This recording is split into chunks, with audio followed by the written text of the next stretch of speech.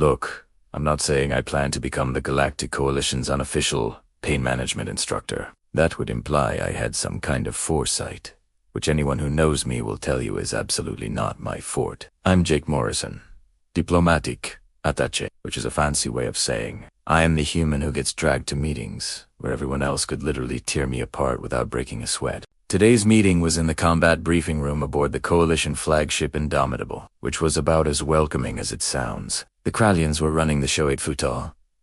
Reptilian warriors who looked like someone crossbred a Komodo dragon with a bodybuilder and then gave it anger management issues. Their commander, Vexter, had scales that gleamed like polished obsidian and a voice that could probably shatter wine glasses. The human delegation wishes to contribute troops to the Border Patrol Initiative, Vexter announced, and I swear I heard several Krallians snicker. Actual snickering. From creatures that could bench press a small car. We appreciate humanity's enthusiasm, Lieutenant Grash added. His forked tongue flicking out in what I'd learned was the Krallian equivalent of a smirk. Though perhaps your people would be better suited to diplomatic roles. Combat requires a certain physical resilience. I cleared my throat. Humans have been at war for thousands of years. We know a thing or two about resilience. The room erupted in chittering laughter. Vexter held up a clawed hand for silence. No offense intended, attaché Morrison, but your species is remarkably fragile. Your bones break ice. Your skin tears. You have no natural armor, no venom, no enhanced regeneration. You are, as we say, soft. Porcelain dolls. Grash interjected helpfully. The galaxy's porcelain dolls. Now, I'm generally a diplomatic guy. It's literally in my job description. But there is something about being called a porcelain doll by a lizard in military dress that just hits differently. You know what? I stood up, all 5 foot of my supposedly fragile human frame. How about a demonstration, your best warrior? Any test of durability you want. I'll participate. The room went silent. Then Vexter's mouth split into what I really hoped was a smile and not a prelude to eating me. This, I must see. Training arena. 1 hour. Bring your fragile human courage. Attaché Morrison, you will need it. As I left the briefing room, I caught my reflection in the polished corridor wall and had a moment of clarity. I was either about to make a great point or a spectacular mess, given my track record, probably both. The training arena was exactly as terrifying as I'd imagined, a vast circular space with reinforced walls, weapons racks that looked like medieval torture museums, and training equipment that seemed designed by someone who thought safety regulations were just suggestions. About 30 Krallian soldiers had gathered to watch the human make a fool of himself. No pressure. Vexter strode to the center, his tail sweeping behind him like a leather whip. We shall keep this simple.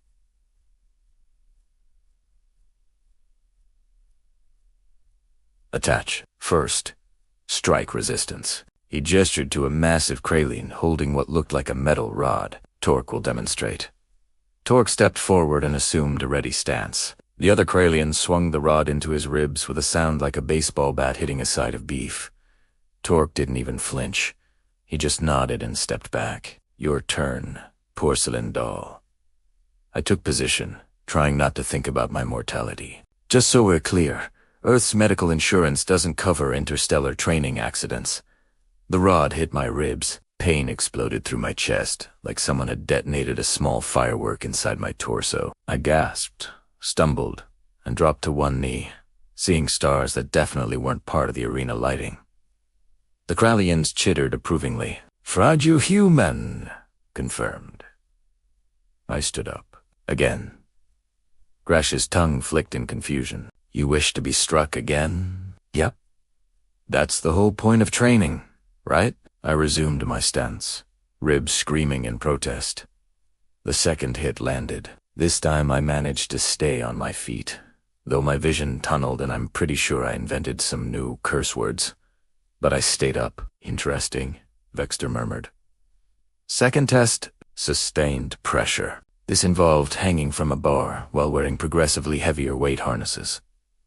Torque went first, lasting 12 minutes before dropping. My hands started screaming after 90 seconds, and by minute 3, I was pretty sure my arms were trying to divorce themselves from my shoulders. I made it to 4 minutes before I had to let go, landing in a heap on the mat. But here's the thing, I got up.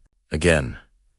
And when Vexter asked if I wanted to continue, I said yes, even though my entire body was filing a formal complaint. We were setting up for the third test when the arena's equipment system malfunctioned. A massive training harness, probably weighing 300 pounds, broke free from its mounting and swung down toward the group of observing Krallians like a wrecking ball with terrible timing. "Move," I shouted, diving forward without thinking because apparently my survival instincts take coffee breaks. I managed to shove Grash and another soldier out of the impact zone, but the harness clipped my shoulder and sent me spinning. I heard a crack that probably wasn't good, followed by several heavy thuds as the equipment crashed down. When the dust cleared, 2 Krallians were pinned under the wreckage, roaring in pain. My shoulder felt like it was on fire, hanging at an angle that shoulders definitely shouldn't hang at. But 3 soldiers were hurt, and I'd been a combat medic in my Navy days before becoming a diplomat. I pushed myself up with my good arm. "Okay, we need to get that equipment off them now." "Before you are injured," Vexter interrupted, staring at my dislocated shoulder with something that might have been respect or horror. "Possibly. But, yeah, well, join the club. Come on 3, we lift the medical bay.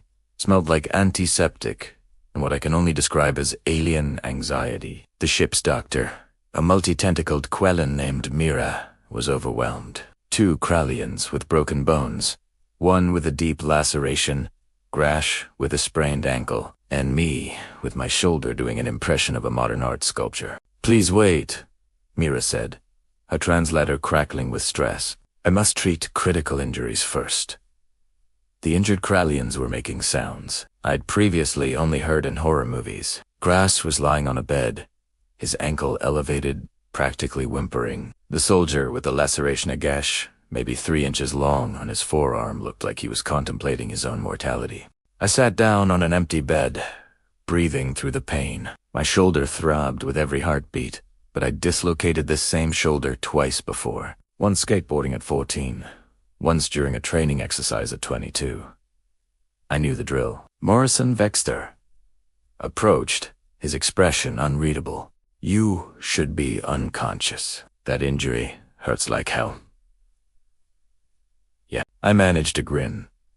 "But passing out won't fix it. Hey, Mira, you got any towels?" The doctor pointed to a cabinet with 1 tentacle while examining a Krallian-esque broken arm with 3 others. I grabbed a towel with my good hand, rolled it up, and wedged it between my teeth. Vexter watched with growing fascination as I braced my arm against the bed frame, positioned my elbow at the correct angle, and with a muffled shout into the towel popped my shoulder back into its socket. The pain went from an 11 to a manageable 7.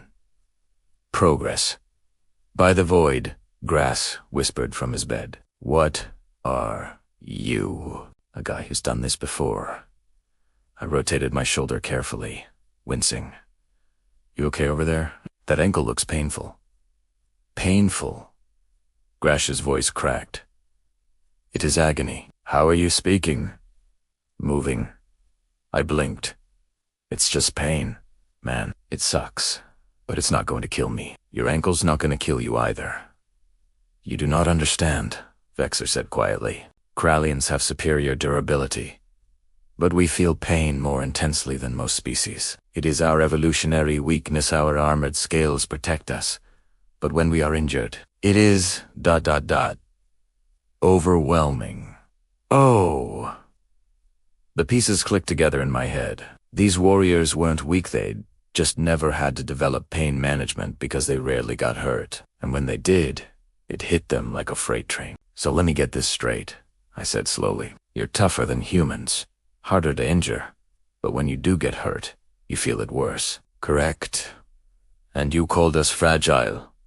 Vexter's scales rippled with what might have been embarrassment. "We did not understand. You feel this level of pain, and yet you continue functioning." "Well, yeah.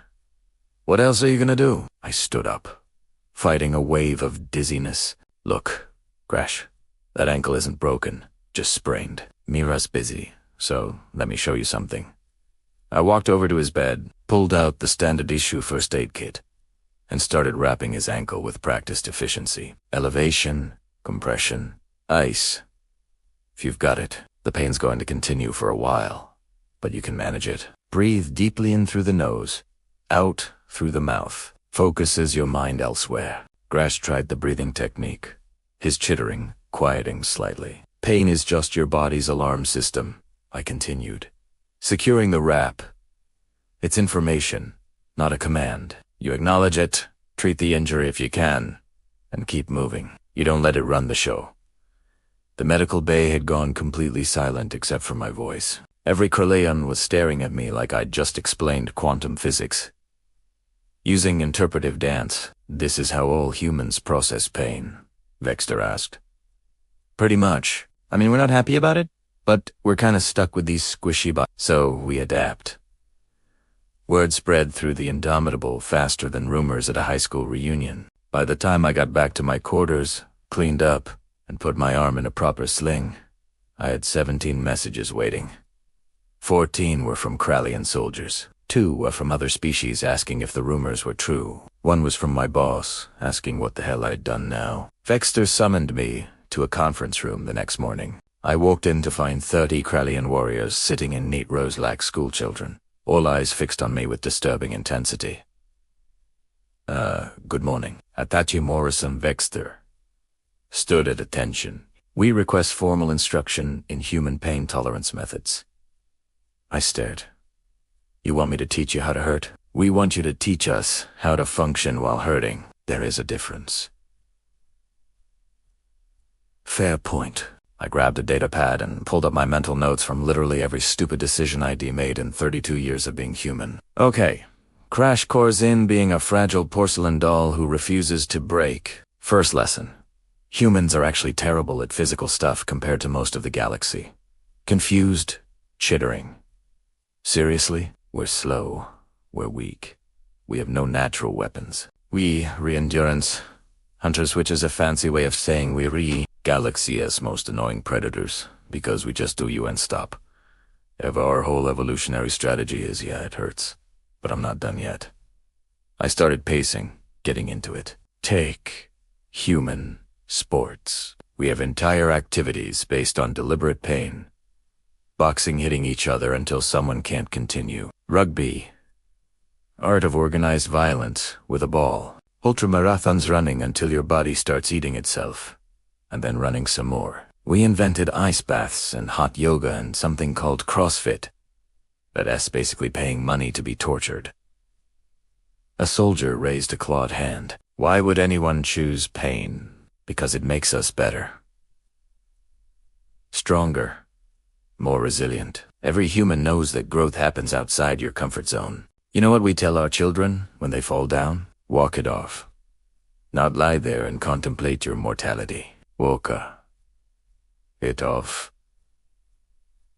I pulled up historical images on the screen. Military history, human edition. Soldiers fighting with broken bones. Marathon runner Derek Redmond finishing a race on a torn hamstring with his father's help. Aaron Ralston cutting off his own arm to escape a canyon. Julian Kopke surviving a plane crash and walking through the Amazon rainforest for 10 days. We have countless stories of people doing impossible things while hurt because stopping wasn't an option. Gresh, ankle now wrapped and apparently functional, spoke up. But how? How do you override the pain response? You don't override it. You manage Italiano. Breathing techniques to control your autonomic nervous system. Mental compartmentalization, putting the pain in a box in your mind and dealing with it later. Adrenaline, management your body's natural painkiller. Focusing on the mission instead of the sensation. And honestly, sometimes just spite. Pure, stubborn refusal to quit. I demonstrated breathing exercises: 4-count inhale, 7-count hold, 8-count exhale. Then mental focus techniques, visualizing the pain as a separate entity you acknowledge, but don't obey. Then practical field, medicine, how to treat your own wounds, while still functional. The human military has a saying, pain is weakness, leaving the body. It's not literally true pain is just pain, but the mindset matters. You're not weak for feeling it. You're strong for continuing despite it. Vexter stood. Demonstrate. Please. Show us this compartmentalization. You want me to hurt myself for educational purposes? If you are willing. I sighed and grabbed a training baton, pressed it against my bruised ribs, not hard enough to cause damage, but enough to make my point. The pain flared immediately, sharp and demanding. I breathed through it, labeled it mentally as rib pain, already treated, not urgent, and set it aside in my consciousness. Now I do this. I picked up a data pad with my slinged arm and started reading a technical manual aloud, voice steady, despite the throbbing in my ribs. The Krallians watched in absolute silence. The pain's still there, I said. I'm not numb to it. I'm just not letting it be the only thing I'm aware of. Humans call it mind over matter. If you don't mind, it doesn't matter, which is obviously not medical advice. But it gets you through situations where quitting isn't an option. A young Krallian in the back row raised her hand. What if the pain is severe, life-threatening injury? Then you get to safety and get treatment. I'm not saying ignore critical wounds. I am saying do you entail a pain that won't kill you, stop you from doing what needs to be done. There's a difference between this hurts and this is killing me. Humans learned that distinction early. The training session that was supposed to last 1 hour stretched into 4. More soldiers kept showing up. Word spreading through the ship that the fragile human was teaching pain tolerance. By mid-afternoon, I had 60 Krallian warriors hanging on my every word, and my shoulder was seriously regretting my life choices. Okay, practical exercise, I announced. Everyone pair up. One person applies controlled pressure to their partner's arm, not enough to injure, just enough to hurt. The other person practices breathing through it while performing a simple task, reading, counting, reciting something from memory. You're training your brain to function with pain as background noise. The Krallians paired off hesitantly, the room filled with chittering and occasional gasps as warriors who never had to work through discomfort discovered how much mental effort it required. Commander, a lieutenant burst through the door, scales flushed with urgency. Pirates attacking colony transport Veritas. Sector 7, they're requesting immediate military response. Vexter straightened instantly. Assemble Strike Team Alpha. Full combat. A volunteer, Gresh interrupted, standing on his wrapped ankle. Your injury is manageable, sir. Thanks to Morrison's training, I can function through it. He looked at me. Isn't that the point? Continuing despite pain, a ripple of agreement went through the crowd. Soldiers with minor training injuries, bruises from the earlier equipment accident, even one with a healing laceration all volunteered. Vexter looked at me with an expression I couldn't quite read. Pride? Concern? Indigestion. This is what you meant. Warriors who can function when hurt are warriors who win battles. Well, yeah, but maybe don't quote me in the casualty reports if this goes sideways. You will accompany us, Vexter decided, to observe your techniques in practical application. I'm a diplomat, not a... You are a human who taught my warriors to embrace pain. You will see the results. 20 minutes later, I was strapped into a jump seat on a Krallian assault shuttle, my shoulder screaming its objections, watching 60 reptilian warriors mentally prepare for combat using breathing exercises I'd taught them that afternoon. My life had gotten very weird very quickly. The pirates were Scorvan insectoid raiders who relied on quick strikes and overwhelming initial violence. They breached the colony transport hull in 3 places and were herding passengers toward escape pods to ransom them later. Our shuttle docked hard. The Krallians poured out with me, scrambling behind, trying to stay out of the way while also maintaining my observer role, which was diplomatic speak for watching really scary people do really scary things. The first engagement was brutal. Scorvan warriors met our team in a cargo bay, plasma weapons firing. 2 Krallians took its painful, but not critical end. Here's where the training showed its value. Instead of falling back to treat wounds like protocol dictated, both warriors continued advancing, laying down suppressing fire while Grash coordinated a flanking maneuver. I watched a soldier with a burned arm use her injured limb to brace her weapon while her good hand worked the trigger. She was breathing in the pattern I'd taught, focused on the mission, compartmentalizing the pain. It was terrifying, and impressive in equal measure. The Krallians moved through the ship like a machine, clearing sections with efficiency I hadn't seen in previous combat footage. When soldiers got hurt, several DTS set applied field medicine on the move and continued functioning. No dramatic collapses.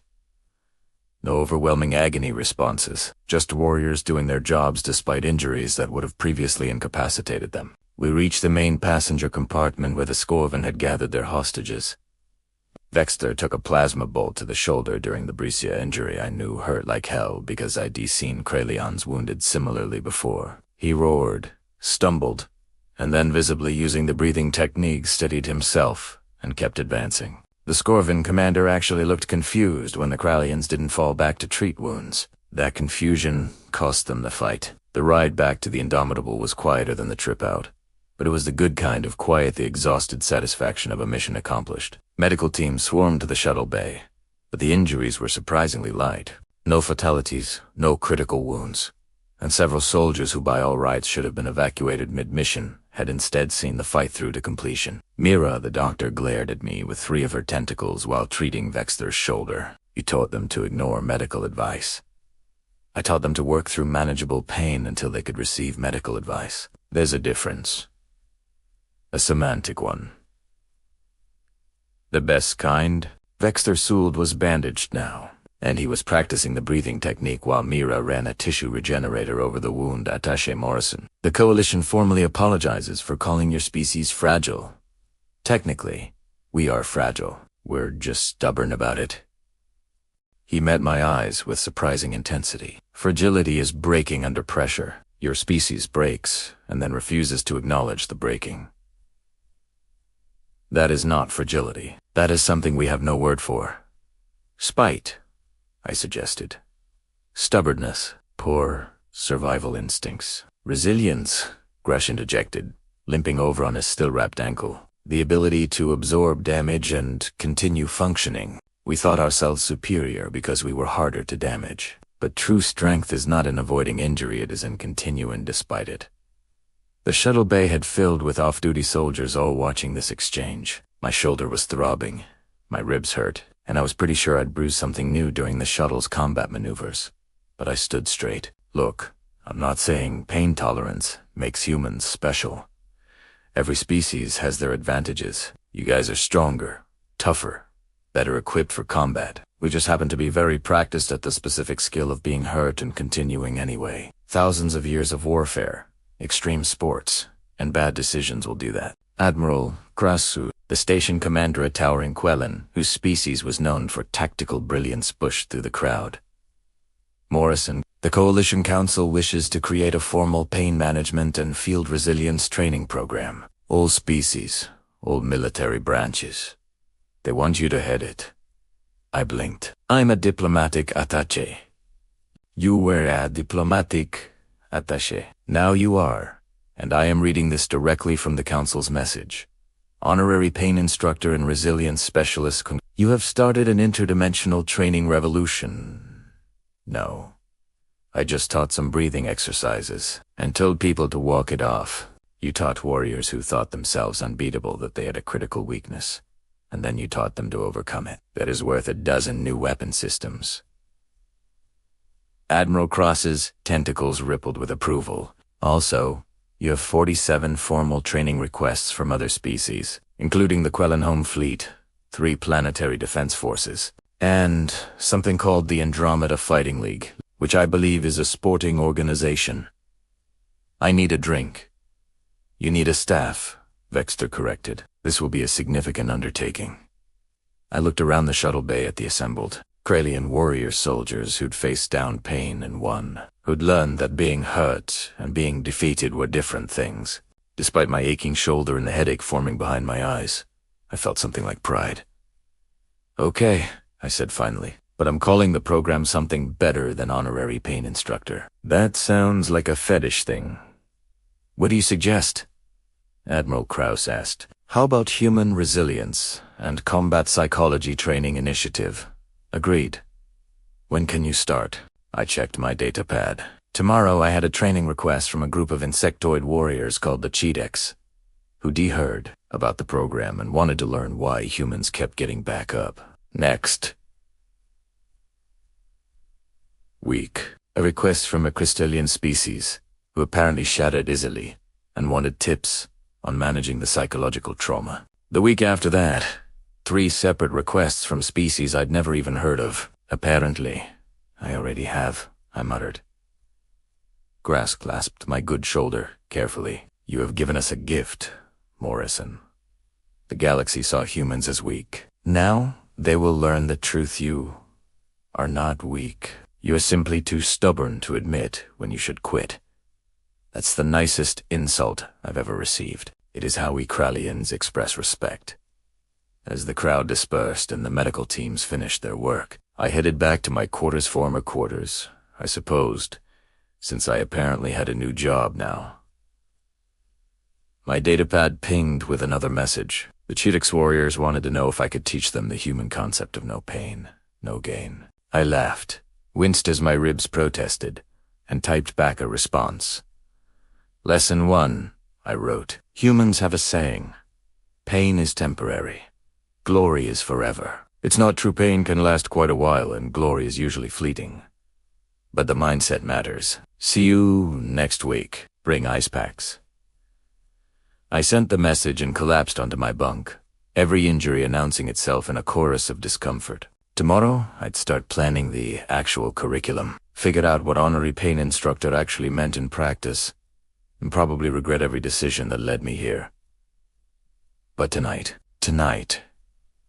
I was just going to lie here and appreciate that I turned being called fragile into a galaxy-wide teaching opportunity. Humans.